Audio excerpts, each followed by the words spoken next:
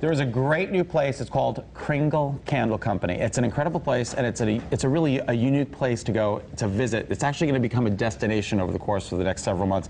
I've seen the commercials. You have too. So we kind of went up there. We met with Mick and Mike. It's a father and son team, and their amazing history with candle making. They're the Kittredges, and they're going to give us a tour of their new facility. Well, I started the company, or I started thinking about the company when I was taking a marketing course in college, and the project was to create a product, market it, and come up with a marketing plan. You could get extra credit essentially if you actually created the product and brought it to market. And candles was a natural choice for me based on, my family's history in the candle industry. My father had a lot of experience. I had about 30 years in the candle industry, and once I retired 14 years ago, I didn't stop thinking about it. And when Mike wanted to do the company, we simply put our heads together, and I threw out a few ideas, he threw out a few, and before you know it, we had the nucleus of what we thought was a pretty strong concept.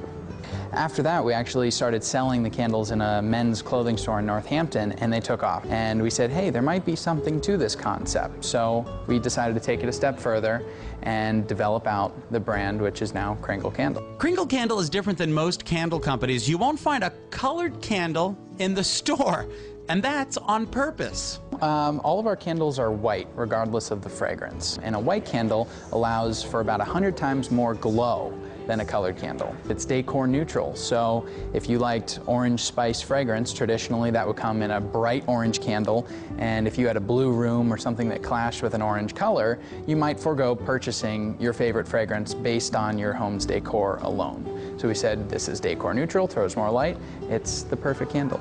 Mick did use color in the store. So this is where we showcase all of our glass items. This is where we have 52 fragrances, and in here we've actually showcased the color of each fragrance in the displays themselves as opposed to in the candles, so that you still have the seduction of the color in the store, but when you take home the candle and you're not stuck with that bright orange candle in your blue room.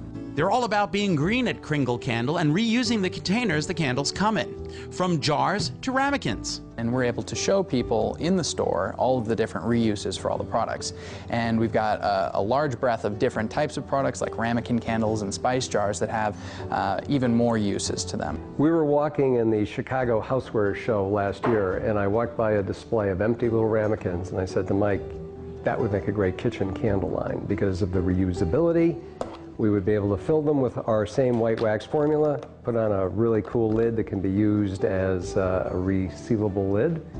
And these have gone over extremely well. We do them in 7 different sizes, from a 2-ounce up to a 21-ounce. And everybody loves them. There are so many different fragrances, and they have a special line that will have you wanting to make something spicy. So this is our new spice jar line that we just launched in the store a couple weeks ago.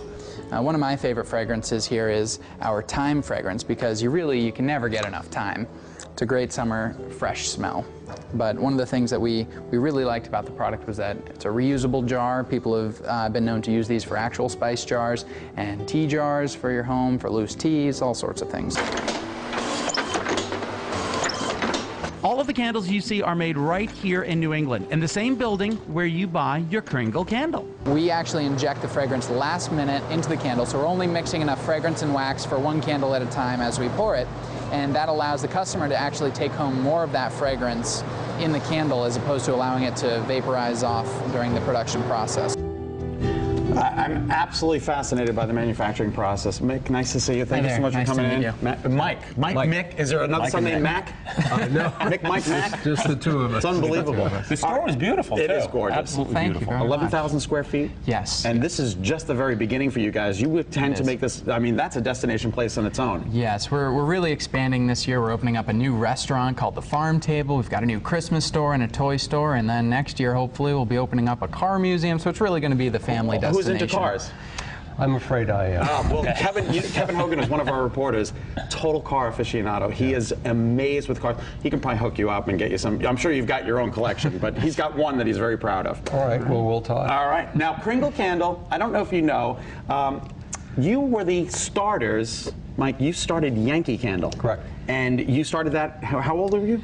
I was 16. 16 years old. And so that's quite a while ago, but I did that for about 29 years, and then I went into retirement.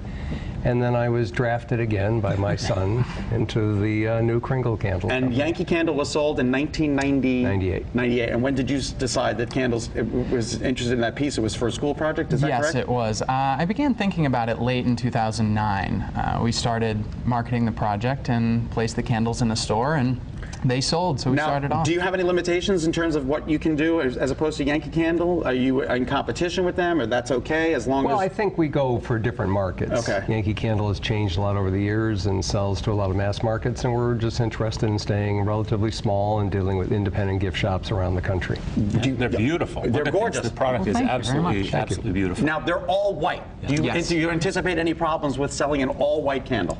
Absolutely not. You know, the white candle really maximizes the candle benefit. If you were to buy a candle, why would you want to buy a candle? I mean, it's for the ambiance. Yeah. Otherwise, why wouldn't you just buy a room spray? So we said, why not maximize every benefit of the candle? So our candles, regardless of the fragrance, are decor neutral. So if you liked orange and spice or tangerine like we have here, and you had a blue room, you might forego traditionally buying that candle because it would be bright orange. Exactly. The white candle that we have also throws the maximum amount of light because the dye actually deflects the light as opposed to allowing it to diffuse through the entire canister. So our candles throw about 100 times more light than a traditional colored candle. Couple of facts: $2 billion annually Americans spend on candles. 7 out of 10 U.S. households burn candles, and of course they come in endless sizes, shapes, and varieties. You guys, I think you've got a hit on your hands. We're just excited to have you come on the show. And I want to show you one thing. We have some video. I want you to know that when I go and I actually get my chest waxed, I only use Kringle candle wax. So it's very good. It does come in yellow. This is only for this specific purpose. So we want to thank you guys. Happy July 4th. We wish you continued success. Will you keep us updated on your progress? We will. Absolutely. All right. Mick and Mike. And we'll be right back with fun crafts for the 4th of July. Yay! Thanks, guys.